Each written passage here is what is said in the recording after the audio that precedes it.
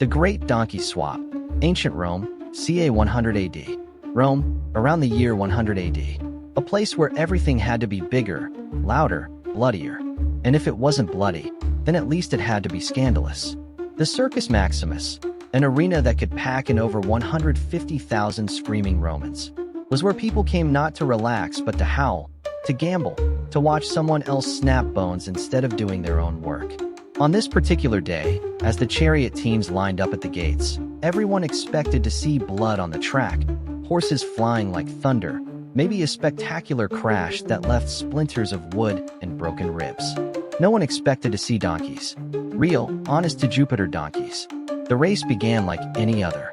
The warhorses were decorated, their muscles straining, their neighs echoing like thunder across the stone. The crowd roared, pledging loyalty to their favorite factions, the blues, the reds, the greens, the whites, the ancient fan clubs who fought harder in the stands than the drivers did on the track.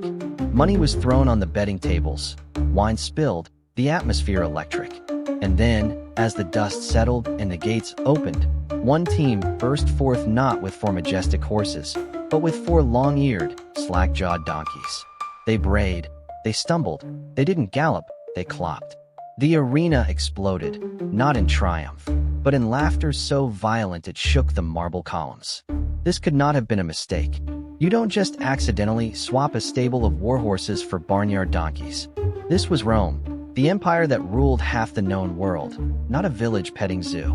And in Rome, nothing ever just happened. If bread tasted sour, it was sabotage. If a senator tripped on the Senate steps, it was a plot.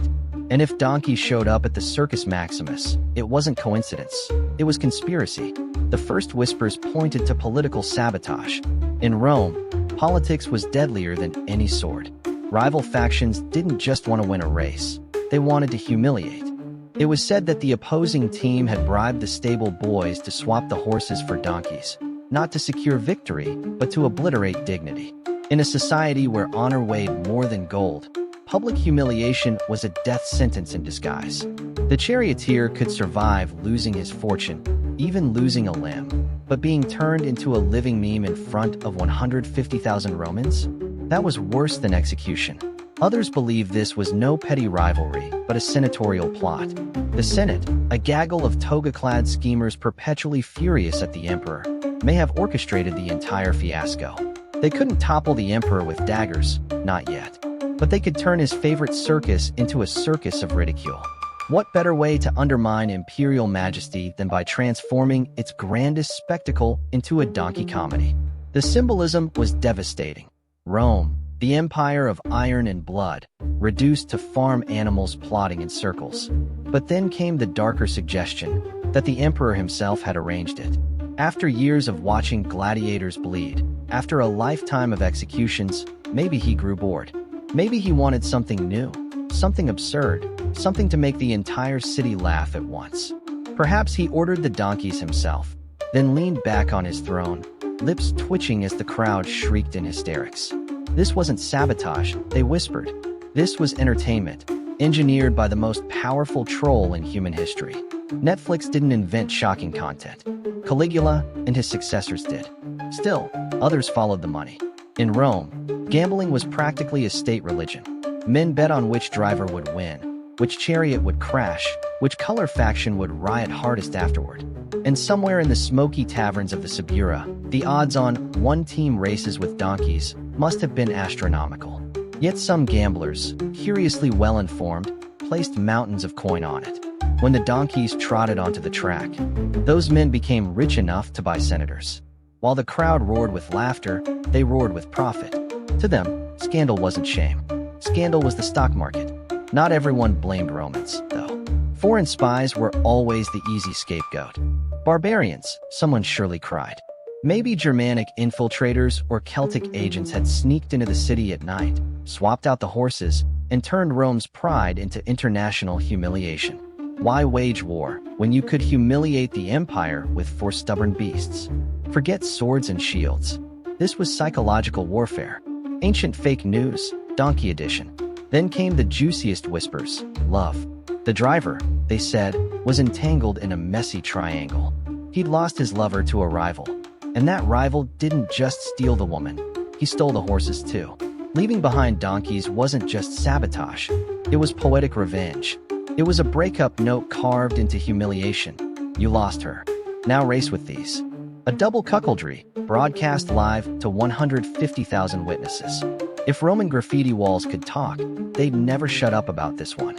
Others pointed to the fan factions themselves. The blues, the greens, the reds, the whites, Rome's hooligans before hooligans. These fans rioted in the streets, burned warehouses, stabbed each other over team pride. Some believed it was the fans who arranged the swap, a deep state operation by one faction to disgrace another. Why wait for the track to decide victory when you can win by donkey?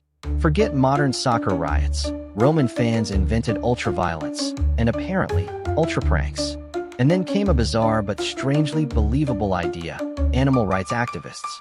Yes, 2 millennia before PETA, there might have been Romans who pitted the overworked warhorses.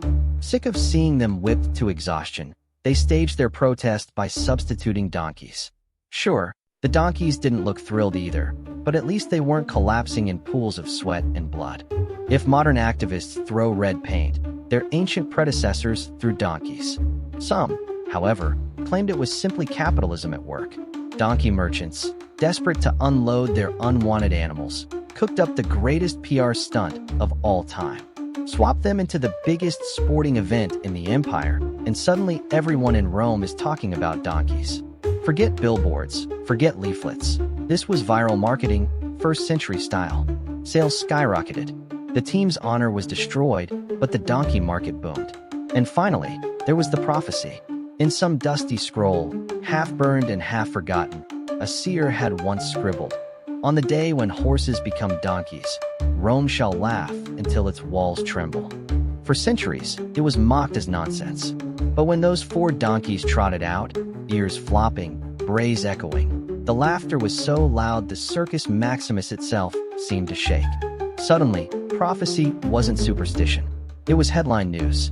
When the dust settled, no one was dead, no blood had been spilled, and yet a whole empire had been humbled.